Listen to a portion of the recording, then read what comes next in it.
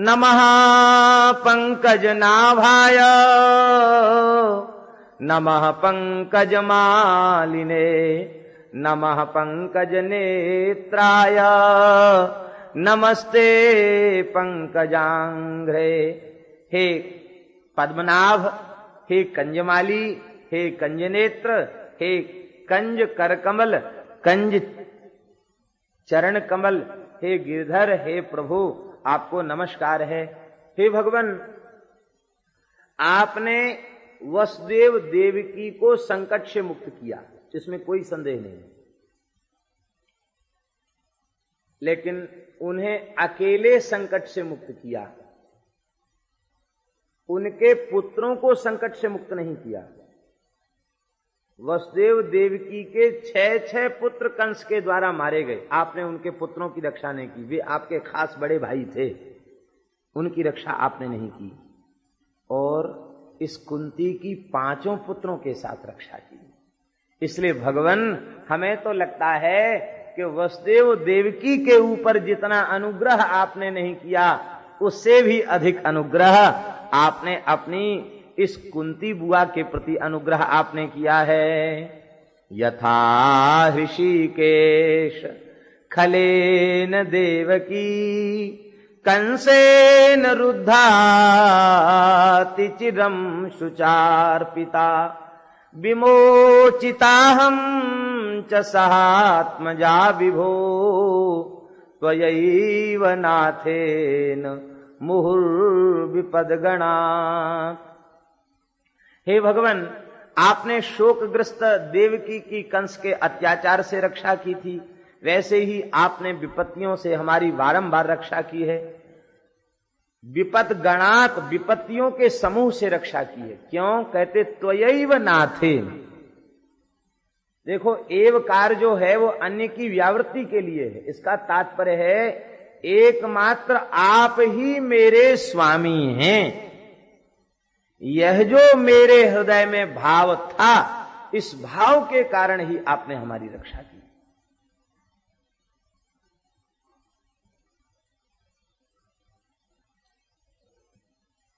मेरे भगवान हैं, मेरे भगवान हैं, ऐसा कहने वाले लोग भी हैं, लेकिन मेरे भगवान एकमात्र मेरे भगवान ही हैं और कोई मेरा नहीं है, ये कहने वाले लोग कम मिलते हैं। लेकिन कुंती कह रही हैं एकमात्र आप ही मेरे हो और संसार में अपना कहने के लिए मेरे पास कोई नहीं। भगवान को सर्वाधिक पीड़ा तब होती है जब कोई जीव अपने को अनाथ कहता है। ठाकुर जी को भारी पीड़ा होती है, अरे मेरे जैसे नाथ के होते हुए यह अनाथ कह रहा है, इसका मतलब मेरे ऊपर तनिक भी इसको प्रतीति नहीं है, विश्वास नहीं है। अनाथ तो वे हैं जिन्होंने नाशवान वस्तुओं को अपना मान रखा है, वे अनाथ हैं। जिसने अविनाशी को अपना मान लिया है वो अनाथ कैसा, वो तो सनाथ है। त्वयैव नाथेन, आप ही एकमात्र मेरे नाथ हैं, मेरे स्वामी हैं। बस इसी भाव ने हमारी रक्षा कर ली।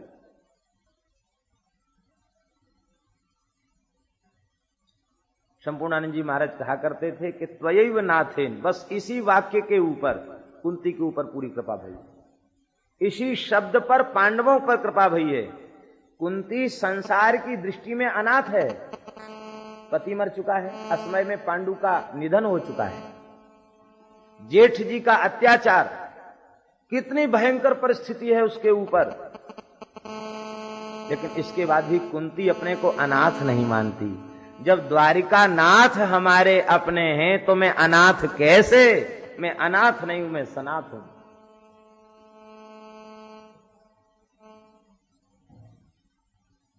उन्होंने एक अपना अनुभव बताया स्वामी जी, बोले कि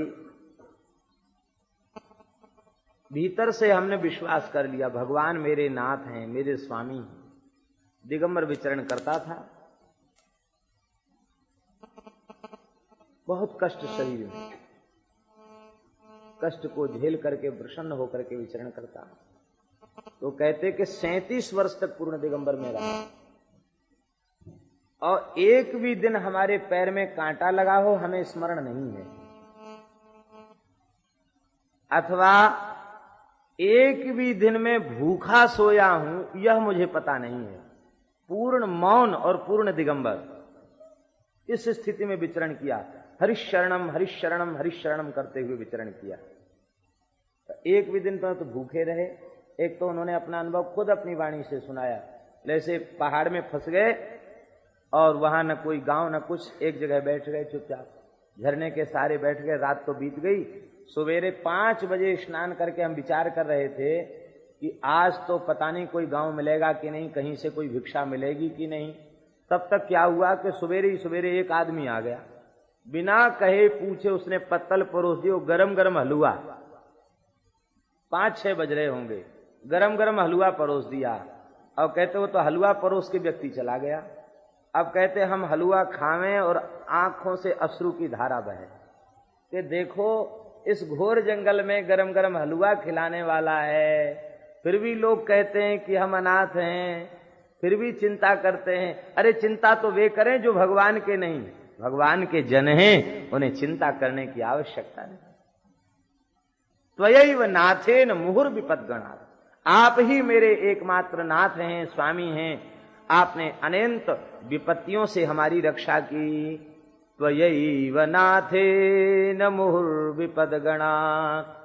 हमने संतों से सुना है, संत श्री दादू दयाल जी कहते हैं, दादू दुनिया बावरी सोच करे गैली। सब दुनिया बावरी पागल है, चिंता से परेशान है। किसकी चिंता से? भजन की चिंता से नहीं, भोजन की चिंता से परेशान। क्या खाएंगे, कहां रहेंगे, क्या खाएंगे, इसीलिए परेशान। दादू दुनिया बावरी सोच करे गैली, रोटी देसी राम जी तड़का उपैली। रोटी तो राम जी देंगे, कब देंगे? कहते राम जी के बन जाओ तो सूर्योदय बाद में होगा, रोटी की व्यवस्था पहले हो जाएगी। बोलो वृंदावन बिहारी। आप कहां जाएंगे, क्या पाएंगे, ये भगवान के यहां लिखा हुआ है। आश्रितों की सारी व्यवस्था भगवान के हाथ में है। वे किसी अन्य जल के अधीन नहीं है। हम लोगों को सुनने को मिला, वे अन्य जल के अधीन नहीं, वे भगवान की कृपा के अधीन हैं। और भगवान की कृपा से ही उनका समग्र जीवन संचालित है। और भगवान की कृपा से जिनका जीवन संचालित है, उनको कभी कोई अभाव नहीं है, उनको कभी कोई दुख नहीं है, उनको कभी कोई पीड़ा नहीं है। हे भगवान, केवल एकमात्र आप ही मेरे नाथ हैं, और बस इसी कारण से आपने हमारी पुत्रों के साथ रक्षा कर ली। हे भगवान, हम कहां तक सुनावें आपने कब कब रक्षा की है। विशान महाग्ने पुरुषाद दर्शनात् दशत्सभाया वनवास कृच्छ्रतः मृधे मृधेनेक महारथास्त्रतो द्रौण्यस्त्रतश्चास्म हरेभिरक्षिता। हे भगवान, भयंकर विष से रक्षा की, दावानल से रक्षा की, उस भयंकर लाक्षाग्रह की अग्नि से रक्षा की, बड़े बड़े नरभक्षी राक्षसों से आपने हमारी पुत्रों के साथ रक्षा की। जुआ की सभा में हमारी पुत्र वधू द्रौपदी की रक्षा आपने की। वनवास के संकटों से आपने रक्षा की। कहां तक कहें, बड़े बड़े महारथियों के अस्त्र शस्त्र से आपने हमारी रक्षा की। और अभी अभी इस अश्वत्थामा के अस्त्र से आपने मेरे पुत्रों को बचाया। और कहां तक कहें, मेरे एकमात्र वंशधर परीक्षित की भी गर्भ में आपने रक्षा की। हे नाथ, ऐसा प्रबल रक्षक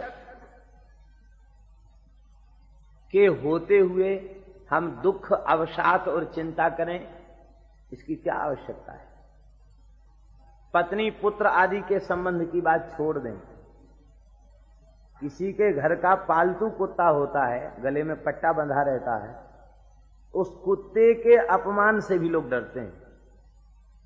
स्त्री का अपमान करे, पुत्र का अपमान करे, ये तो बहुत ऊंची बात है। उसके घर के कुत्ते के अपमान से डरते हैं, क्योंकि ऐसा सुना है, हमको तो जानकारी ज्यादा नहीं है, सुना है कि कुत्ते के अपमान के भी केस शायद चल जाते हैं, उसको भी मारने का केस चल जाता है। हो सकता है यहां न चलता हो, किसी दूसरे देशों में चलता हो, लेकिन ऐसा सुनने में आया है। कुत्ते के ऊपर लोग झगड़ा कर लेते हैं, हमारे कुत्ते को क्यों मारा, कुत्ते के ऊपर। कुत्ते में इतनी ममता होती है। आप सोचें, जब कुत्ता जब किसी का बन जाता है तो उसकी इतनी महिमा बन जाती है, इतनी महिमा उसकी हो जाती है। और कोई भगवान के संबंध को दृढ़ता पूर्वक स्वीकार कर ले तो क्या उसका कोई अनिष्ट करे, ऐसी संभावना है क्या? जब कुत्ते को अपमानित करने से लोग भय खाते हैं तो भगवान के बन जाएं तो फिर क्या कोई भय है? कुंती कहती, मैं आपकी हूं, इसलिए मैं निर्भय हूं। हे भगवान, इन विपत्तियों को भोगते भोगते विपत्तियों का रहस्य समझ में आ गया। विपत्तियों का रहस्य क्या है? बोले ये कहने के लिए विपत्ति है, वस्तुतः विपत्ति के ब्याज से आपकी अनुग्रह रूपी संपत्ति ही प्राप्त होती है। इसलिए आप ऐसी कृपा करें कि हमारे ऊपर सदा विपत्तियां बनी रहें। ऐसा वरदान और किसी ने नहीं मांगा। कुंती कहती, मेरे ऊपर विपत्तियां बनी रहें। विद्वान लोग कहते हैं, संत लोग कहते हैं कि जब भगवान ने कुंती से कहा कि तुम मांग लो अपने हृदय की बात, हम सब कुछ देने में समर्थ हैं, और जन कहूं कछु अदेय नहीं मोरे, अपने जन को कुछ भी अदेय नहीं है, मैं सर्वस्व दे दूंगा, मांग लो। तो देवता थरथर कांपने लगे। कुंती कहीं अपने पुत्रों के लिए स्वर्ग का राज्य न मांग ले, क्योंकि जब से कुंती ने होश संभाला है तब से अब तक विपत्ति ही विपत्ति भोगी है। कहीं कुंती अपने पुत्रों के लिए स्वर्ग का राज्य न मांग ले। देवताओं को तो वे भोग ही अच्छे लगते हैं, उन्हें सबसे ज्यादा चिंता अपने स्वर्ग की ही सताती रहती है। लेकिन धन्य है कुंती का भाव। कुंती कह रही हैं, विपदा संतु न सस्वत तत्र तत्र जगद गुरो भवतो दर्शनम यत्स्यात् अपुनर्भव दर्शनम। हे भगवान, हमारे ऊपर विपत्तियां होवें। विपदा में बहुवचन है, विपद विपद विपदौ विपदा बहुवचन है। विपत्तियां हों, एक विपत्ति दो विपत्ति नहीं, अनंत विपत्तियां, और एक काल दो काल के नहीं, शाश्वत सदा सर्वदा के लिए अनंत अनंत विपत्तियों के पहाड़ टूट टूट कर हमारे ऊपर गिरते रहें, और मैं सदा विपत्तियों से ग्रस्त रहूं, विपत्तियों के बोझ से दबी रहूं। ठाकुर जी ने कहा, कहीं ऐसा तो नहीं कि धोखे से संपत्ति कहना चाहती हो, विपत्ति मुख से निकल गया हो, अभी भी संशोधन हो सकता है। विपत्ति भोगते भोगते कहीं विपत्ति कई अभ्यास तो नहीं हो गया, विपत्ति शब्द के उच्चारण का अभ्यास तो नहीं हो गया। कई बार ऐसा भी होता है कि कड़वी दवा पीते पीते खाते खाते उसमें भी कुछ स्वाद आने लग जाता है कुछ समय के पश्चात। जैसे वैद्य सुदर्शन महासुदर्शन चूर्ण बताते हैं, बड़ा कड़वा होता है, लेकिन कह दिया कि 41 दिन तक खाओ तब ये ज्वर हड्डी से जाएगा, तो वो 5-7 दिन तो उसमें बहुत कड़वा होता ही है, कड़वाहट लगती है।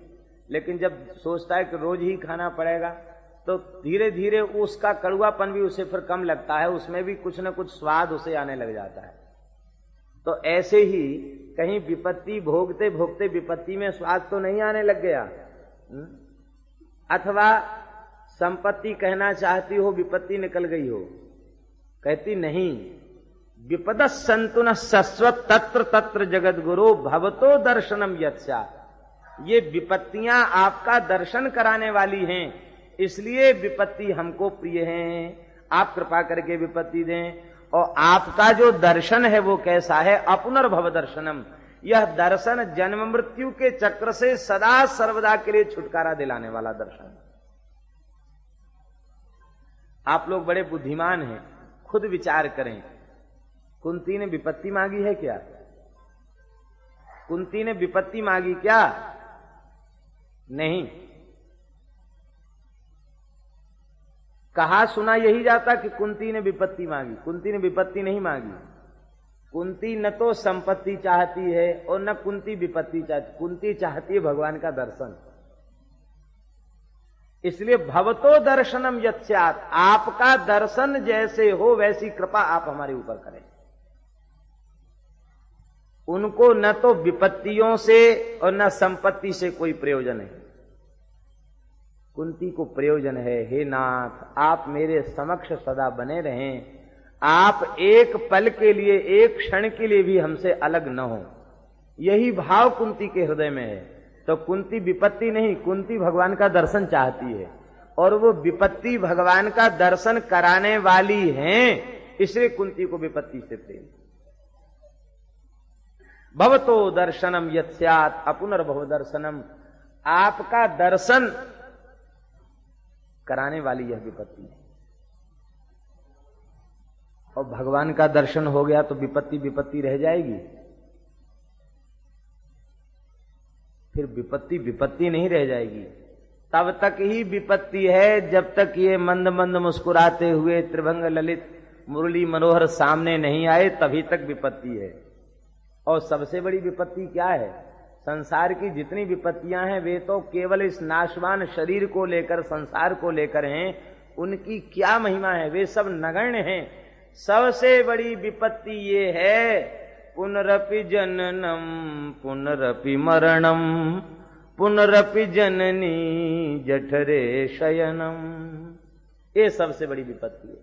भगवान को भूलकर अनेक योनियों में भटक रहा है जीव, यही सबसे बड़ी विपत्ति है। इससे बड़ी कोई दूसरी विपत्ति नहीं। और इस विपत्ति से छुटकारा तब मिलता है जब वह भगवान के संबंध को स्वीकार कर लेता है। विपदो नैव विपदः संपदो नैव संपदः विपद विस्मरणम विष्णोः संपन्नारायण स्मृति। विपत्ति विपत्ति नहीं, संपत्ति संपत्ति नहीं, भगवान को भूल जाना यही सबसे बड़ी विपत्ति है। और भगवान का निरंतर स्मरण करना यही सबसे बड़ी संपत्ति है। कह हनुमंत विपत्ति प्रभु सोई, जब तब सुमिरन भजन न होई। यही सबसे बड़ी विपत्ति है। तो हे भगवान आप कृपा करके हमें विपत्ति दें। विपत्ति आना बहुत आवश्यक है, और विपत्ति आना ये भगवान की बड़ी कृपा है।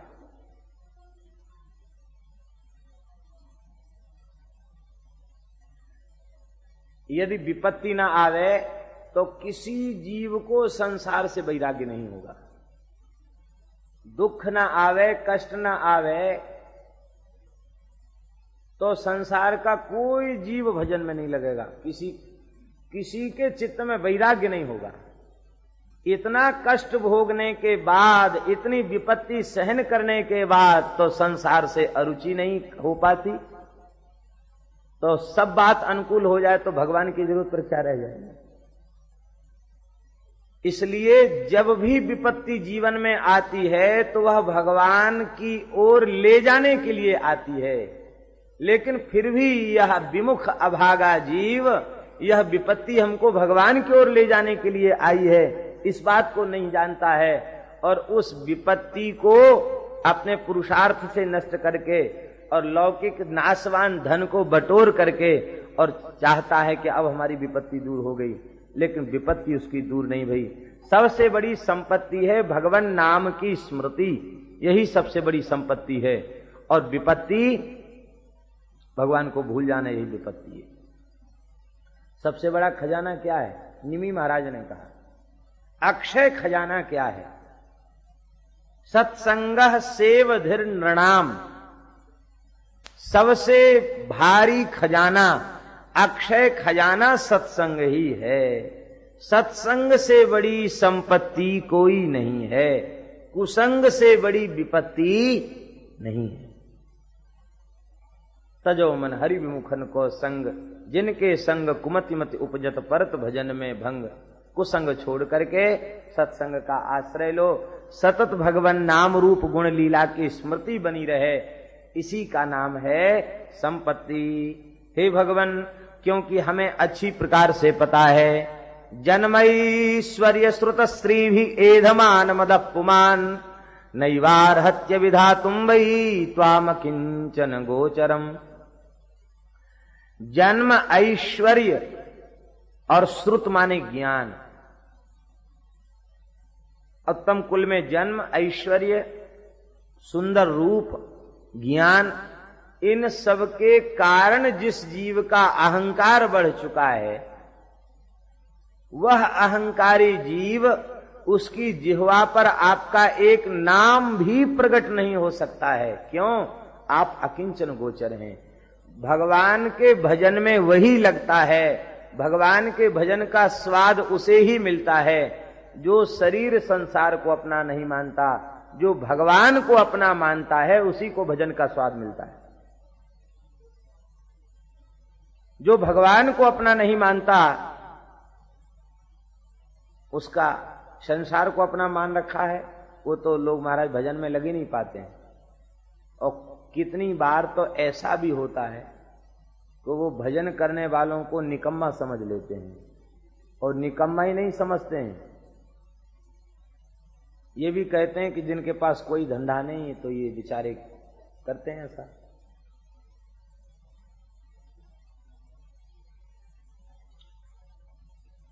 लेकिन ऐसा नहीं है। वस्तुतः वे ही भाग्यशाली हैं जो भगवान के भजन में लगे थे।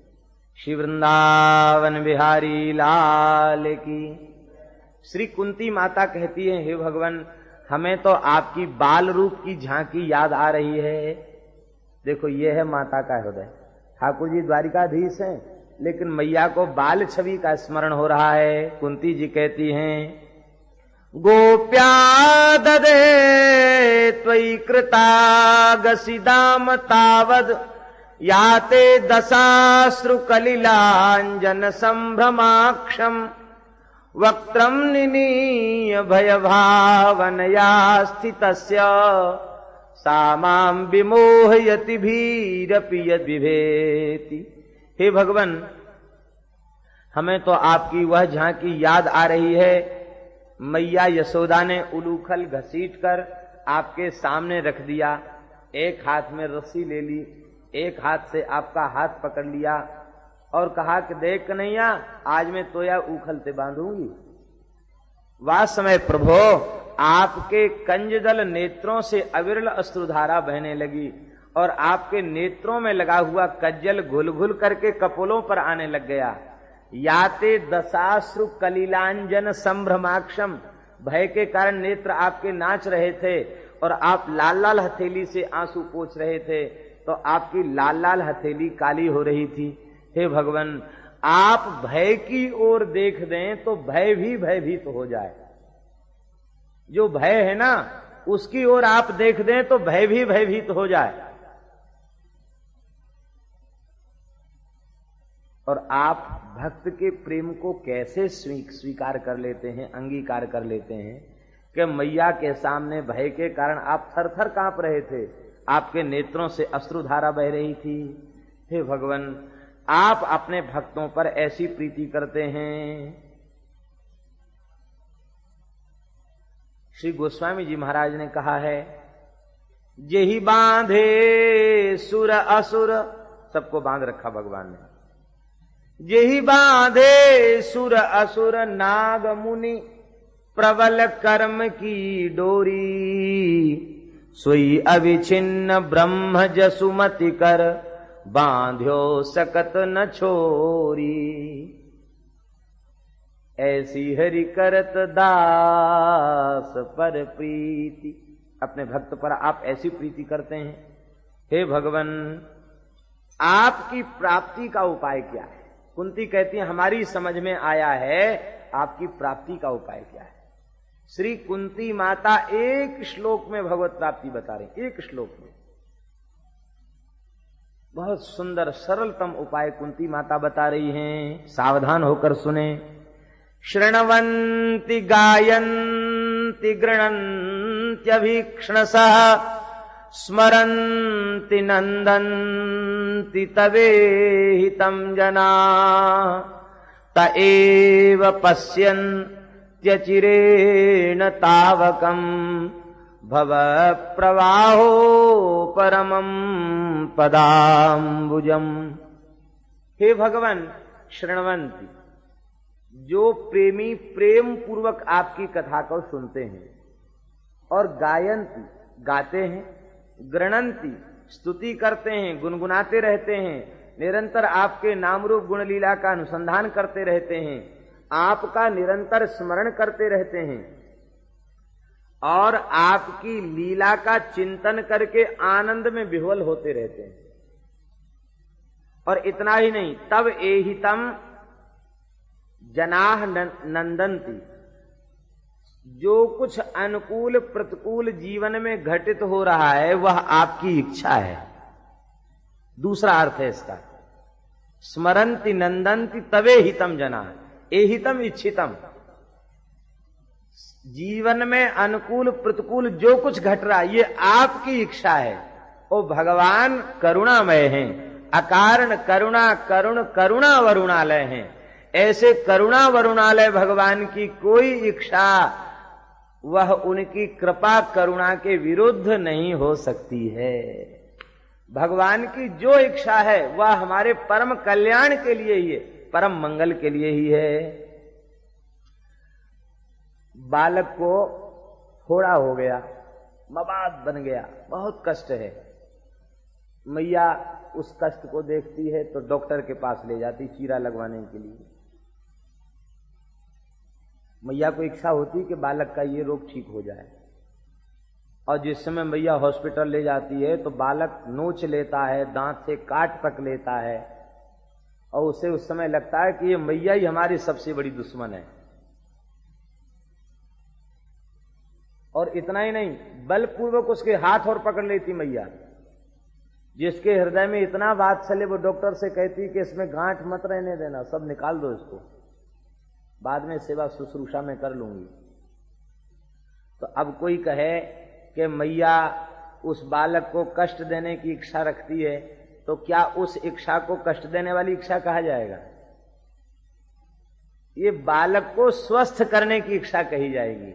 तो हे भगवान, दुख और संकट जब आता है तो ये जीव सुख संपत्ति पाकर अस्वस्थ हो जाता है। इसे स्वस्थ बनाने के लिए आप ये चीरा लगवाते हैं, विपत्ति का चीरा लगवाते हैं। ये बीमार है, ये ठीक हो जाए। मातु चिराव कठिन की नाई, हृदय को कठोर करके माता चीरा लगाती है। ऐसे ही भगवान, आप जो कुछ कर रहे हैं, हमारे जीवन में जो कुछ अनुकूल प्रतिकूल घटित हो रहा है, ये सब आपकी इच्छा है, और आपकी समस्त इच्छाएं मंगलमयी हैं, ऐसा मान करके वह आपकी प्रत्येक इच्छा का अभिनंदन करता है। कहते ऐसे जो भक्त वैष्णव हैं, तएव पश्यन्त्यचिरेण, अचिरेण, अचिरेण माने कोई देरी नहीं, शीघ्राति शीघ्र इस वर्तमान जीवन में ही वे भगवत साक्षात्कार प्राप्त कर लेते हैं, आपके चरण कमलों को प्राप्त कर लेते हैं, और आपके चरण कमलों को प्राप्त करने के बाद वे भव चक्र से छूट जाते हैं। भव प्रवाहो परमं पदाम्बुजम्। कोई अच्छे महानुभाव मिल जाए तो शृण्वन्ति, जिज्ञासु मिल जाए तो गायन्ति, और कोई ना हो तो गृह्णन्ति। उभया भावे सति गृह्णन्ति, वक्तरिषति शृण्वन्ति, श्रोतरिषति गायन्ति, और उभया भावे सति गृह्णन्ति। ऐसे जो भगवान के नाम रूप लीला का आश्रय लिए हुए हैं, उनके हृदय में सद्यः संसार के प्रति पूर्ण वैराग्य और उसके दूसरे ही क्षण में भगवान के चरण कमलों में परिपूर्ण अनुराग प्रकट हो जाता है। और जब परिपूर्ण अनुराग प्रकट हो जाता है तो भगवान फिर दूर नहीं रहते। तस्य लौल्यमेव मूल्यम, भगवान की प्राप्ति का मूल्य लौल्य है। लौल्य माने उत्कट अभिलाषा। हमारे ब्रजमंडल के एक महान संत श्री चतुर्भुज दास जी महाराज, ये श्री कुंभन दास जी के पुत्र थे और अष्ट छाप में इनकी भी गणना है। चतुर्भुज दास जी के बड़े सुंदर सुंदर पद हैं। एक पद तो अति प्रसिद्ध है, गोवर्धन वासी सांवरे तुम बिन रहो न जाए।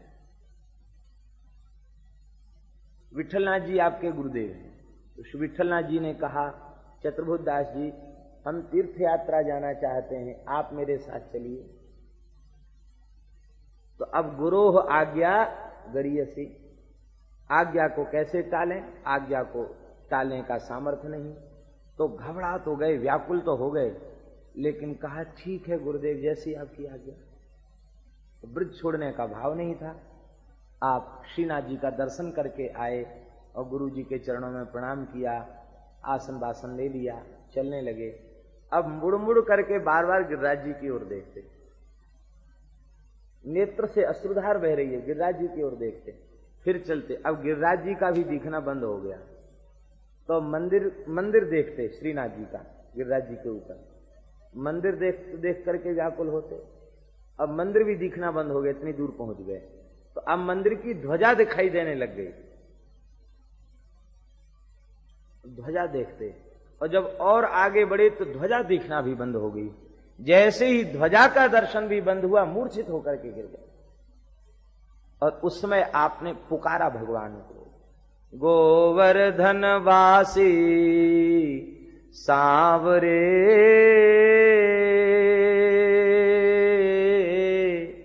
तुम बिन रहो न जाए। गोवर्धन वासी सांवरे तुम बिन रहो न जाए। बंक चिते मुस्काए के सुंदर वेणु बजाए। बंक चिते मुस्काए के सुंदर वेणु बजाए। गोवर्धन वासी सांवरे तुम बिन रहो न जाए। अंत में पद बहुत बड़ा है। अंत में तो आपने कहा, हे नाथ अब व्याकुलता सहन नहीं होती, दर्शन को नैना तपे, बचन सुनन को कान, मिलवे को हियरा तपे, जिए के जीवन प्राण। गोवर्धन वासी सांवरे तुम बिन रहो न जाए। हे नाथ तुम वृंदावन, हम वृंदावन मालती, तुम भोगी भंवर भुवाल। हम तो वृंदावन की मालती हैं, मालती की लता हैं, और आप भोगी भंवर भुवाल। हे नाथ गोवर्धन वासी सांवरे तुम बिन रहो न जाए। एक पद में ही ठाकुर जी प्रकट हो गए वहीं। अब प्रकट होकर के विठलनाथ जी के समक्ष श्रीनाथ जी ने चतुर्भुज दास जी को हृदय से लगाया, और इनकी विह्वलता को देख करके गुसाई जी ने भी हृदय से लगाया। बोले ठीक है, अब तुम तो गिरिराज जी में ही जाओ, वहां राग भोग की सेवा करो ठाकुर की, तुमको ब्रज के बाहर जाने की आवश्यकता नहीं। हृदय से लगाने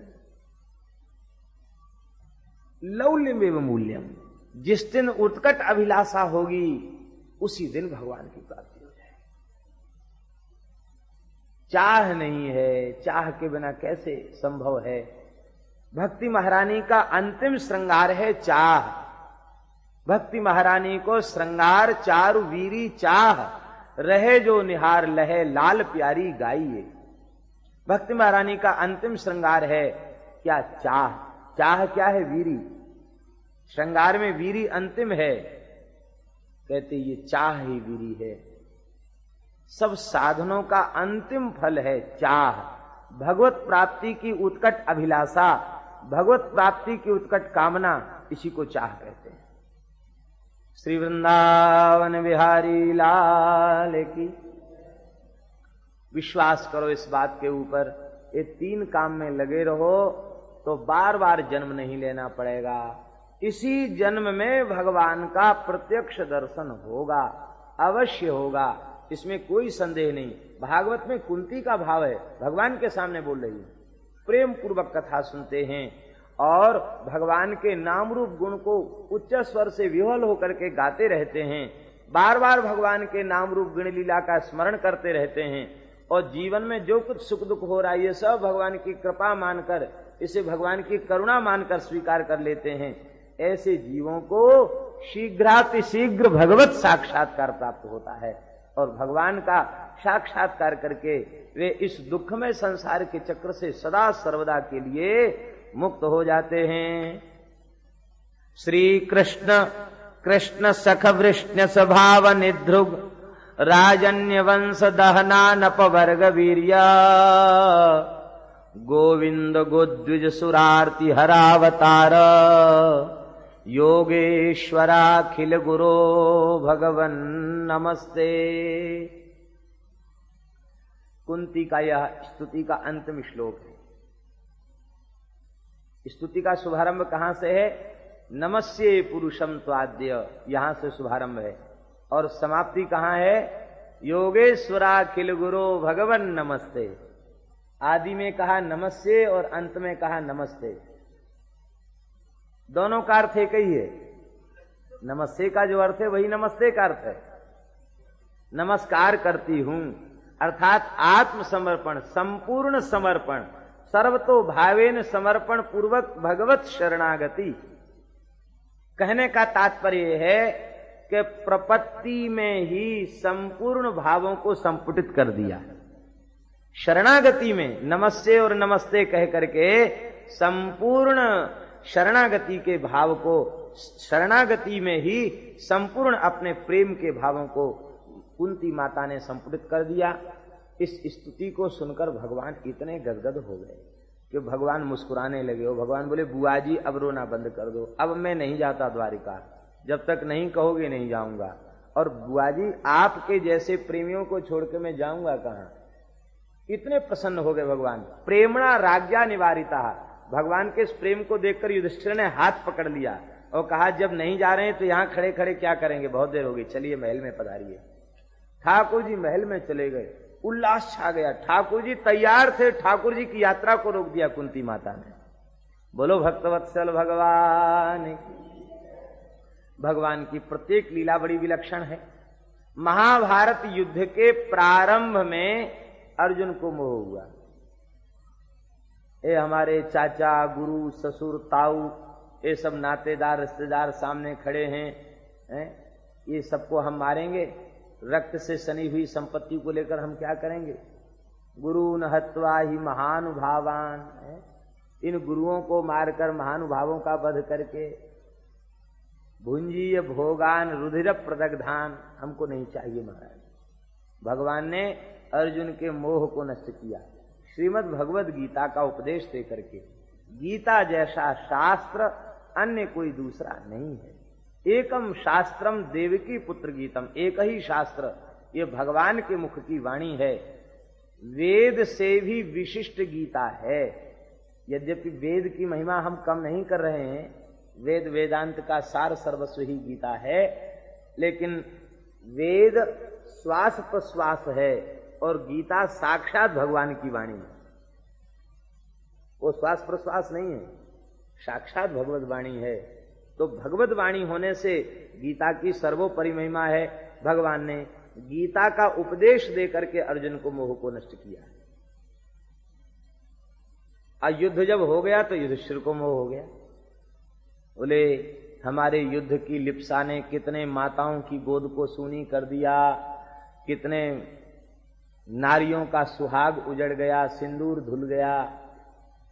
मैं बड़ा अभागा हूं, मुझे लोग धर्मराज कहते हैं, धर्मनिष्ठ कहते हैं, ये कैसी हमारी धर्मनिष्ठा।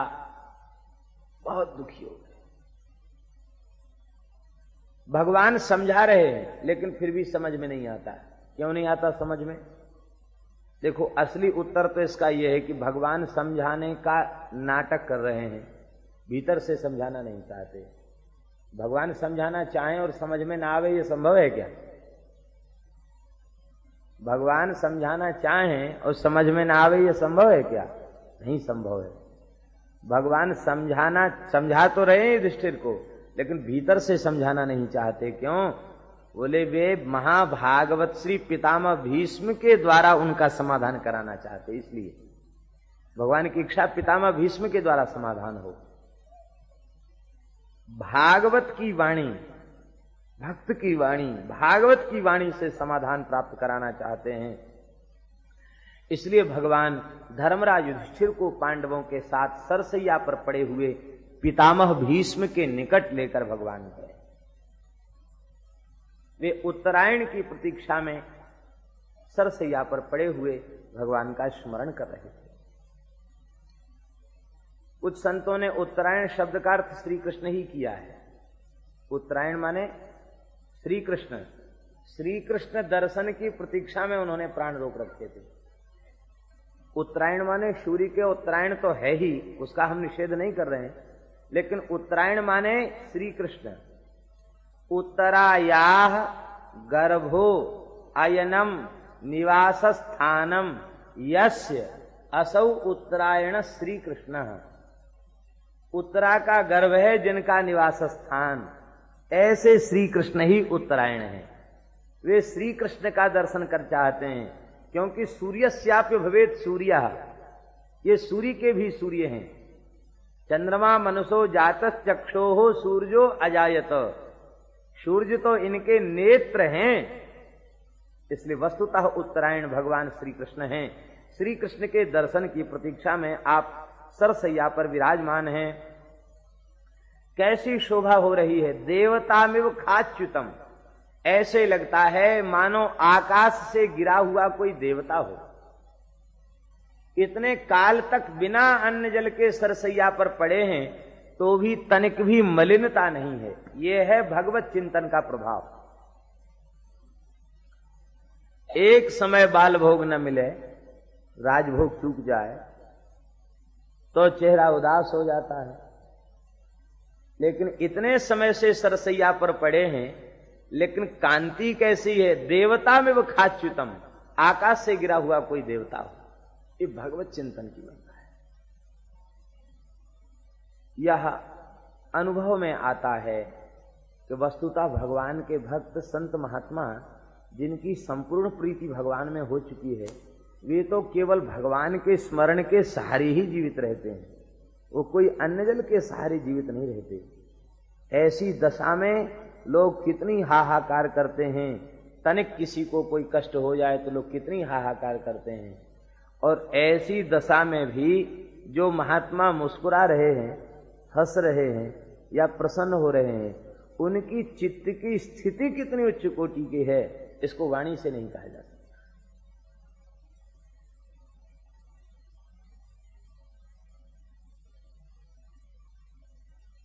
ये चिंतन का प्रभाव, भगवान के चिंतन का प्रभाव।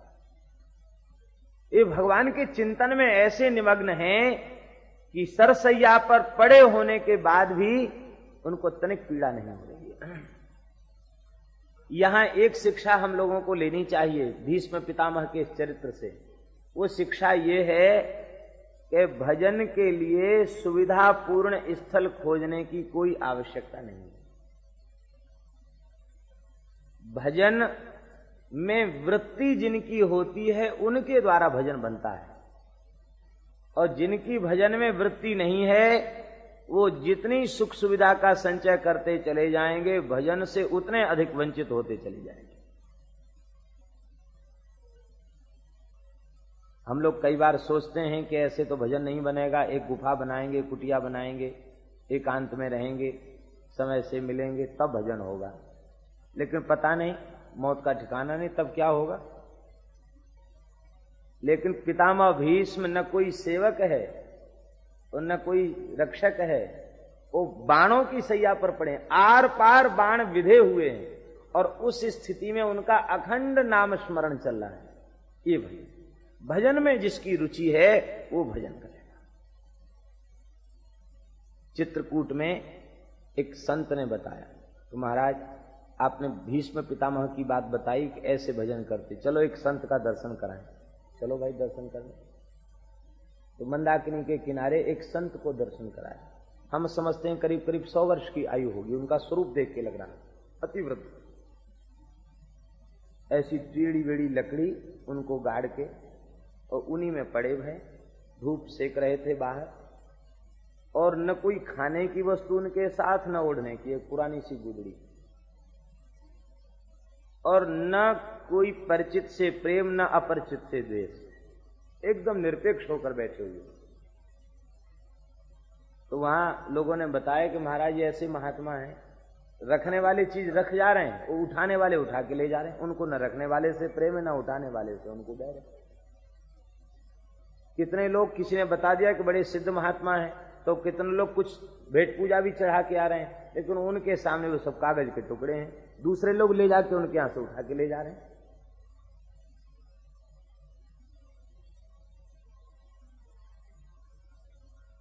दर्शन किया, प्रणाम किया, महाराज कुछ कृपा कीजिए।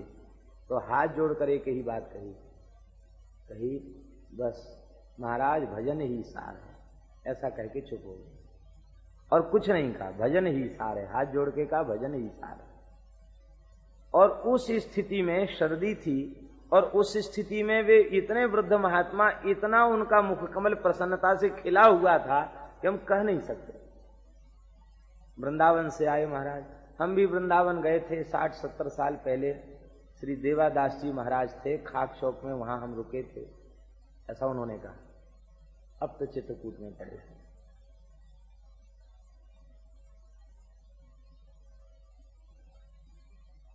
ये कहने का तात्पर्य केवल इतना ही है, उन संत के स्मरण करने का तात्पर्य इतना ही है कि ये देखा गया कि जो भजन में वस्तुता जिनकी वृत्ति है, भजन का जिन्हें स्वाद मिल गया, वे भजन करते हैं। सुखदेव जी 12 वर्ष तक गर्भ में रहकर भजन किया। गर्भ से ज्यादा कष्टप्रद स्थान और कौन सा होगा, लेकिन वहां भी उनका भजन बन रहा। कहते हम तो गर्भ में ही भले, हमको बाहर नहीं आना, क्योंकि बाहर माया का प्रकोप होता है, गर्भ ही ठीक है। सरसैया पर पड़े पड़े पितामह भजन कर रहे हैं। संपूर्ण देवता, ऋषि, मुनि, महात्मा वहां प्रकट हो गए।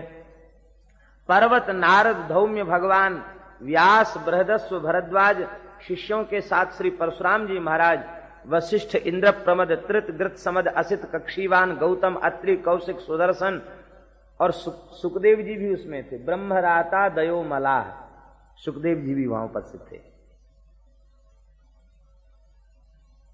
अब सुखदेव जी का जो ब्रह्म सायुज्य है, वे ब्रह्म सायुज्य को प्राप्त हो गए, तो फिर सुखदेव जी के आने की क्या आवश्यकता थी?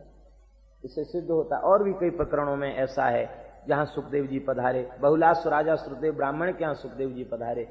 उससे ये सिद्ध होता है कि कल्प भेद से दोनों कथाएं सत्य हैं। यह कथा भी सत्य है कि सुखदेव जी वे आज भी विराजमान हैं, और महाभारत के अनुसार यह कथा भी ठीक है कि वे सूर्यलोक को उनका गमन हो गया। यह भी कथा ठीक है। कल्प भेद से इनका सबका समाधान कर लेना चाहिए। ये सब महात्मा आए। ये महात्मा क्यों आए? बोले देखो, अकेले भगवान का दर्शन अधूरा दर्शन है, और भक्तों के साथ भगवान का दर्शन पूरा दर्शन है।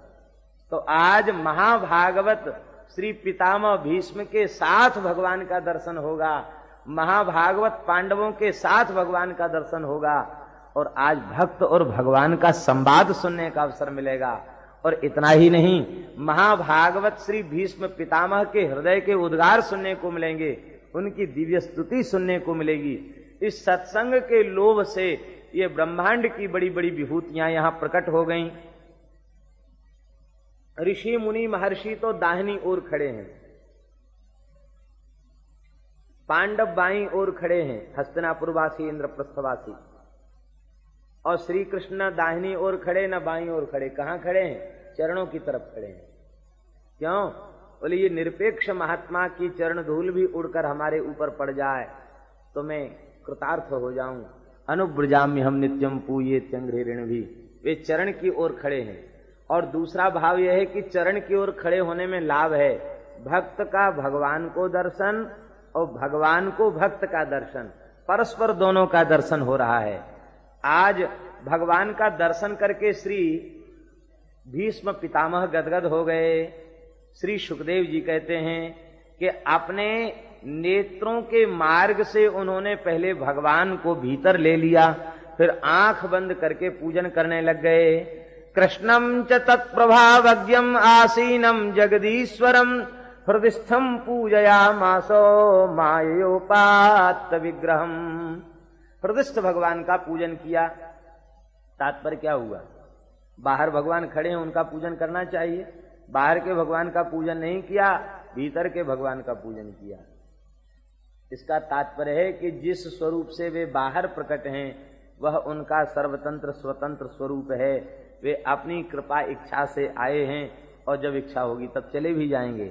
लेकिन भक्त के प्रेम के बंधन को अंगीकार करके जिस स्वरूप से वे हृदय में विराजमान हैं उस स्वरूप से कभी कहीं जाने वाले नहीं है। वो शाश्वत ठाकुर जी हैं। हृदयात् यदि निर्यासी पौरुषम गणयामि ते। भक्त कहता है हृदय से निकल के दिखाओ तब आपको बलवान समझो। तो हृदय में सदा सर्वदा ठाकुर जी विराजमान हैं। हृदय में विराजमान भगवान का आपने नेत्र बंद करके विधिवत पूजन किया, अश्रुजल अर्घ्य निवेदित किया और पांडवों को समझाते हुए कहा, हे पांडवों, बड़े कष्ट की बात है, तुम जैसे धर्मात्माओं को भगवान का आश्रय लेने के बाद भी कष्ट का अनुभव करना पड़ा। अरे ये तो बड़े दुख की बात है। आप जैसा धर्मात्मा धर्मराज युधिष्ठिर हो, गदापाणी भीम जैसे बलवान भाई हो, गांडीवधारी अर्जुन हो, नकुल सहदेव जैसे समर्पित भ्राता हो, तो वहां और श्री कृष्ण सहायक हो, ततो विपत, इसके बाद भी विपत्ति। अरे विपत्ति नहीं, ये तो विपत्ति के ब्याज से श्री कृष्ण की अनुग्रह रूपी संपत्ति तुम्हें प्राप्त भई है। ये विपत्ति ना आती तो ये तुम्हारे सामने खड़े होते क्या? ये विपत्ति के बहाने से इन्होंने कृपा की है तुम्हारे ऊपर। हे राजन, जो कुछ तुम सोच सोच करके रो रहे हो, दुखी हो रहे हो, यह सब इनकी इच्छा से हुआ है। तुम व्यर्थ में अपने ऊपर सब भार ले रहे हो। युधिष्ठिर ने कहा कि जब यही करना चाहते थे इन्हीं ने किया है तो हमको पहले समझाया क्यों नहीं? हमको समझा देते कि हमें ऐसा ऐसा काम करना चाहते हैं, अथवा हमको समझ में आ जाता कि यही कर्ताकारिता है। बहुत अच्छी बात कही पितामह भीष्म ने। पितामह भीष्म कहते हैं, राजन, इनके मन की तुम क्या समझोगे?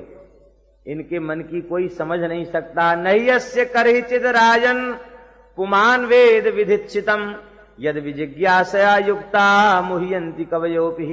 ये क्या करना चाहते हैं, इनका क्या विधान है, इसको इनके अलावा और कोई दूसरा नहीं जानता है।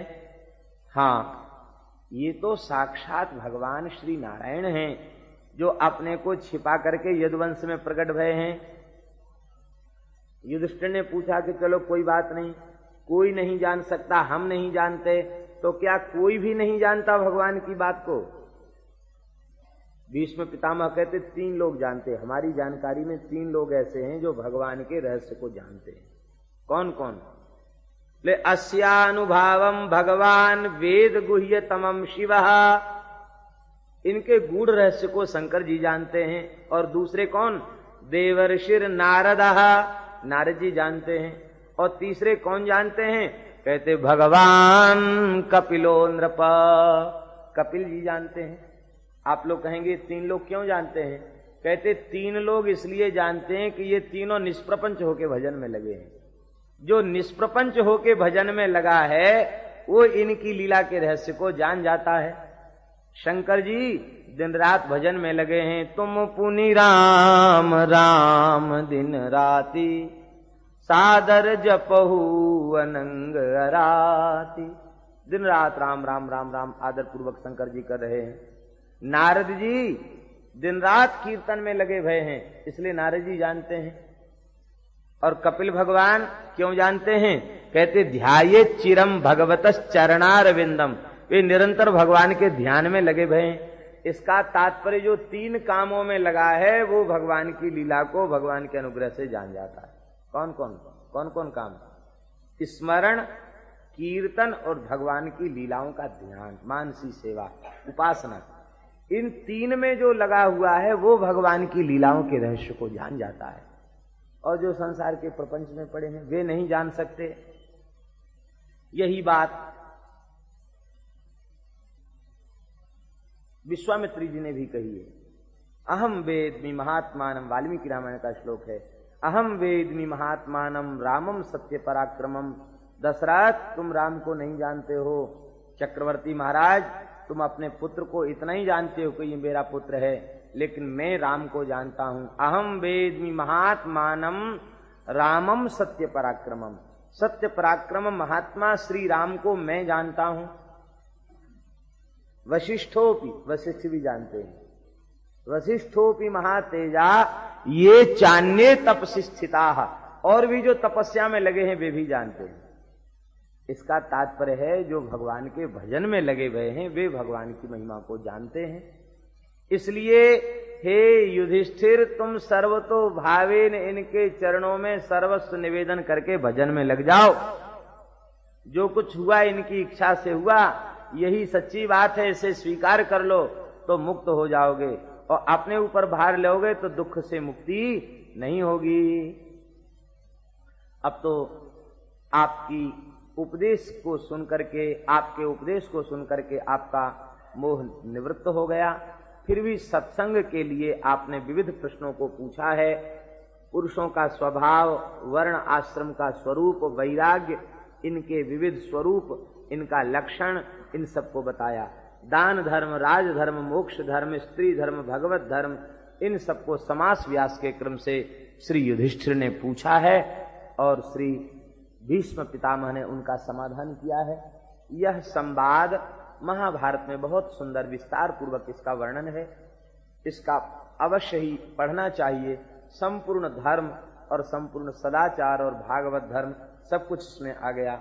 और एक तो बहुत विलक्षण स्तोत्र आया जो विष्णु सहस्त्र नाम स्तोत्र, ये सरसैया पर पड़े हुए पितामह भीष्म ने ही इसका उपदेश दिया है। विष्णु सहस्त्र नाम स्तोत्र, भगवान नाम ही श्रेष्ठ है, इस बात का उपदेश किया गया। बोलो भक्तवत्सल भगवान की। पितामह भीष्म ने भगवान से प्रार्थना की कि भगवान, अब आप आज्ञा दें, मैं अपने मन की वृत्ति को सर्वथा समाहित करके, बटोर करके अब आपकी स्तुति करना चाहता हूं। भगवान ने आज्ञा प्रदान की है। भीष्म पितामह ने भगवान की स्तुति की है। श्री भीष्म उवाच